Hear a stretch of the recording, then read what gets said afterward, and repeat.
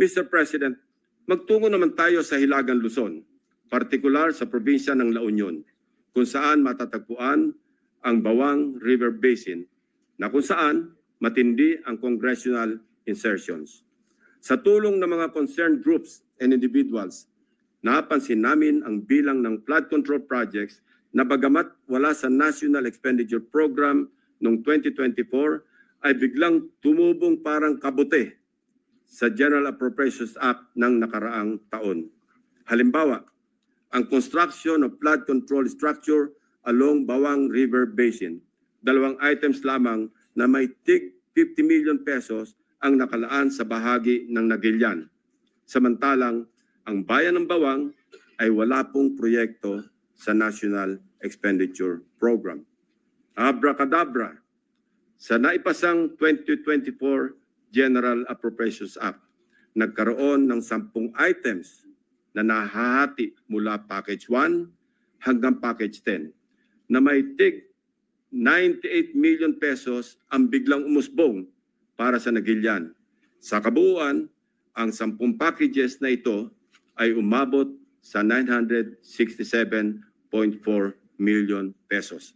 Halos 1 bilyong piso kumpara sa 2 tig 50 million lamang sa 2024 NEP.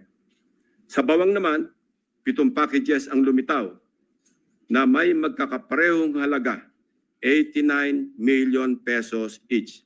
Sa kabuuan, ito ay nagkakahalaga ng 623 million pesos mula zero budget sa NEP ng 2024. Sa aming masinsing pagkalkal ay natuklasan naming iisang kontraktor ang naawardan ng lahat ng packages na ito, ang Silver Wolves Construction Corporation. Mr. President, my distinguished colleagues, we all heard President Marcos Jr. in his rare, exasperated, confrontational tone during his 4th SONA last July 28. Pinalakpakan natin siya ng malakas nang sabihin niya sa ating harap-harapan sa plenaryo ng Batasang Pambansa, mahiya naman kayo. And rightly so, since he also said in the same SONA that he witnessed firsthand how the floodgates of corruption have swung wide open in many areas he personally inspected. He saw defective flood control projects, obviously built with substandard materials or not built at all, wasting hundreds of billions of pesos in taxpayers' money drifted away and down the drain. And all this, Mr. President, went straight to the pockets of the insatiably greedy, so vile, so greedy, and corruptly core politicians, DPWH officials, and contractors, conniving among themselves, unmindful of the lives lost and the properties destroyed, all for their lust for money. This humble representation just confirmed with sordid details what President Marcos announced in the launching of the Sumbong sa Pangulo website, which greatly helped us in tracking and monitoring the status of the non-existing but fully paid flood control projects. Sa isang taon, wag naman sana nating marinig na mapagsabihan tayo na mga walang hiya kayo.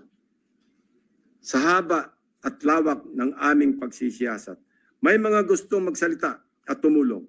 District engineers na napipilitang ipa-implement ang mga binagsak na project sa kanilang distrito na hindi naman sila ang nagplano kaya hindi naisama sa National Expenditure Program.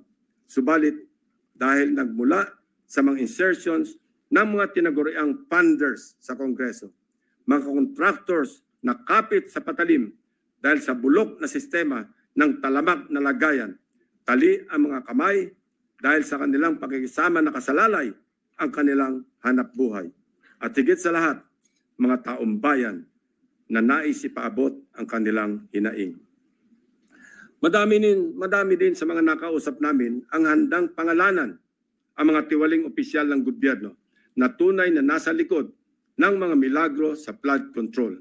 Ang halos nagkakaisang tanong nila na mahirap kong saguting mag-isa. Sagot ba ninyo ang kaligtasan namin At sigurado bang tuloy-tuloy ang laban hanggang sa dulo? O habang mainit lamang ang issue na ito? When few good officials or regretful men are willing to speak truth to power, they must be heard. They must be seen. They must be protected.